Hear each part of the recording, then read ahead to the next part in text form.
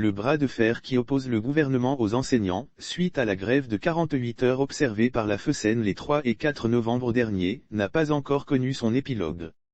Surtout que le ministre de tutelle, Prof Dodzi Kokoroko a révoqué au moins 1345 directeurs d'écoles et entend prendre d'autres sanctions à l'endroit des grévistes.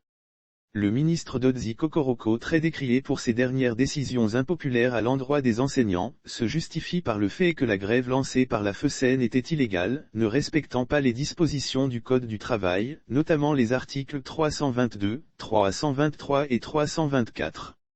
Justement, l'article 324 stipule, pour être licite, la grève fait l'objet de négociations préalables entre les parties et être précédée d'un préavis de 10 jours ouvrés notifié à l'employeur et à l'inspecteur du travail et des lois sociales du ressort par une ou des organisations syndicales régulièrement constituées et reconnues représentatives conformément aux lois et règlements en vigueur.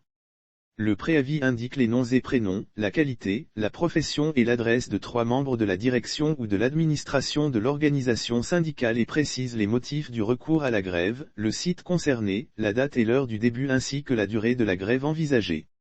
Le préavis indique également si le conflit a déjà fait l'objet de procédures conventionnelles de négociation. Dans un tweet, l'Association des victimes de torture au Togo, ASVITO, a réagi par rapport à la situation. Cette organisation de défense des droits de l'homme trouve inappropriées ces dispositions du nouveau Code du travail sur lesquelles le gouvernement se base pour pénaliser les enseignants grévistes. L'article 324 du Code du travail 2021 ne doit pas exister dans un état de droit. Cet article est liberticide et prive subtilement les fonctionnaires togolais du droit de grève. Comment peut-on demander aux employés d'obtenir l'autorisation d'une grève chez l'employeur ?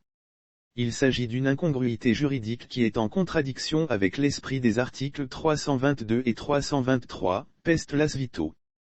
Par ailleurs, l'ASVITO en appelle à l'arbitrage du PNUD et de l'OIT dans ce conflit qui porte de graves préjudices à l'école togolaise.